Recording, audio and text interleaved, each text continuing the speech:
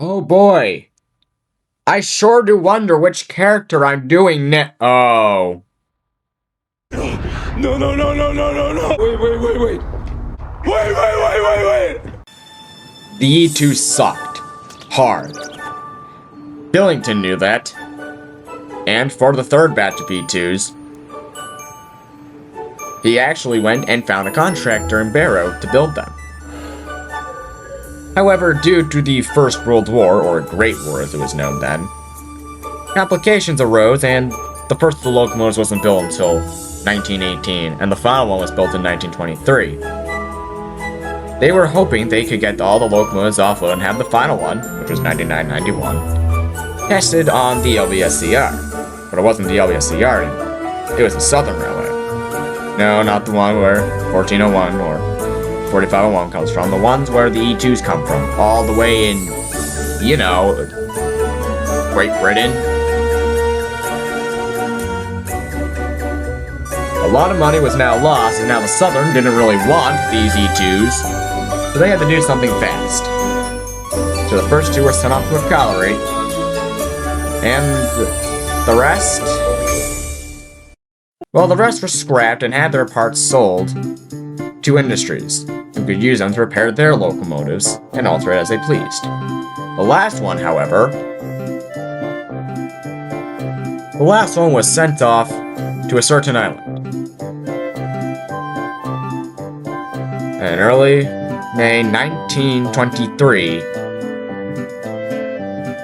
9991 was trialed on the newly finally gotten formed after almost 10 years of campaigning and lobbying on the island, the Northwestern Railway. The locomotives in the firm, and I should add this in now, all named each other, and the crew respected the names as well. The first one was Timothy, the second was Vaughn, and so on and so on. 9991 never had a name. No, he was built far too late for that.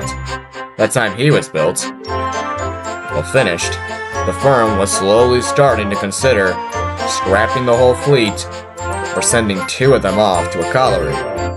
We all know that both happened.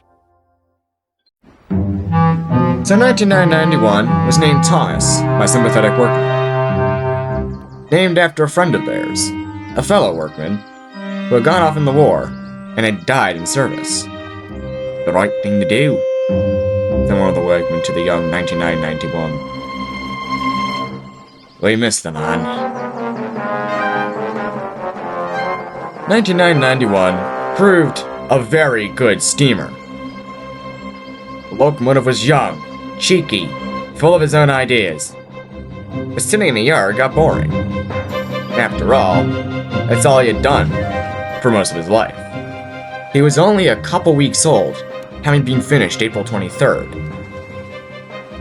And to him, sitting in the yard was just another day. I'm tired of pulling couches, said the locomotive, who had recently been pulled by an LNER A3, or well, not an A3 yet, but rather an A1, probably with the intent of causing a boiler explosion to kill him, and had forgotten a passenger train behind for a sickly green locomotive named Henry, who had, after the gray tangent pulled so well, he praised him, said he was a good runner.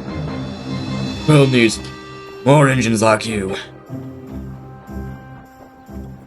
So a kind, blue, tender locomotive, named Edward, the closest thing this locomotive had to a friend, offered him to pull a good string. We all know how well that went, didn't we?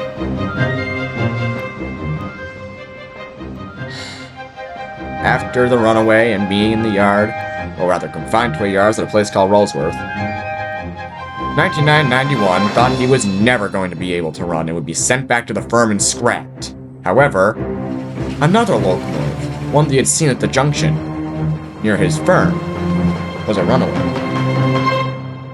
Yep. That locomotive was on its first major goods train. By first major, I mean the first one that wasn't a short distance to like Crovan's Gate or something. I'll probably get more of this certain locomotive I'm talking about's backstory done for when I eventually do this character. Anyways, when said locomotive derailed, 9991 sprang into action pulling the breakdown crane, and soon brought the black steam locomotive back down to Vickerstown. Big station at the end of the line at the time. Then, the locomotive knew he was going to be sent away, but was stopped by the Fat Director. He awarded him a branch line all to himself. The young steam locomotive was shocked. Does this really mean? It does, in fact, mean. Edward told me about your history. You won't have to fear being cut up anymore. How very, very wrong the Fat Director was.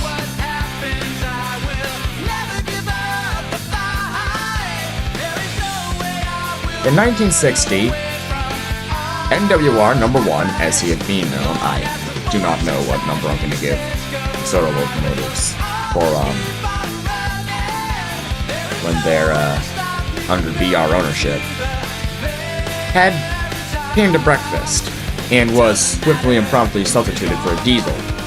It was known that Hat II didn't really like this locomotive, having subtly hinted that he thought he was never going to be wanted. And so, when BER made the decision that they were going to send Thomas off for scrap, as they were tired of having to try and get fees to pay, Pat II was excited. So excited that he didn't know that literally half his railway, both locomotives and people who worked on it, would go on strike. But eventually, with enough persuasion and literally workers threatening to quit, Thomas the Tank Engine was kept in service, but was not owned by BR. He was instead, in order to get the strings pulled and him back in service, was sold off to the town of Farquhar. In fact, the town still partially owns Thomas today, which means if Thomas was ever to be retired, Farquhar could practically keep him up and running. But that's really where Thomas's story ends, really. You might be thinking, have you changed anything else about him, or are you just making him have a sad backstory? There's one thing I really don't like about Thomas in any of the medias, and that is the fact that I don't think we've seen the full potential of Thomas. It was like, actually we have in the Raw series and the Classic series. To me, the Classic series in, like, especially season 3 comes off as a bit too nice. And I don't like how Audrey said that Thomas is the eternal child. I find it rather stupid. To keep a character at a certain mindset for the rest of their lives when a character such as, say, Gordon had a really good character arc. I wish we got to see that with Thomas. And it sucks that we didn't. And really, I think that branch line engines could have really set the seeds. I don't think we've actually talked about any of the characters in modern time in this series so far, besides, like, Hero. So, Thomas still runs. He's a lot older now. He's had a lot of other incidents in his timeline from... I kid you not, this guy was literally chased by, like, a German bomber during the Barrow Blitz.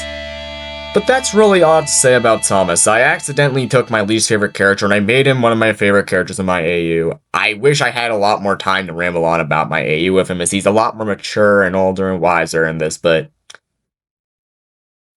We'll have to see that when I finally get around to making more episodes of my Thomas Tank Engine fan series.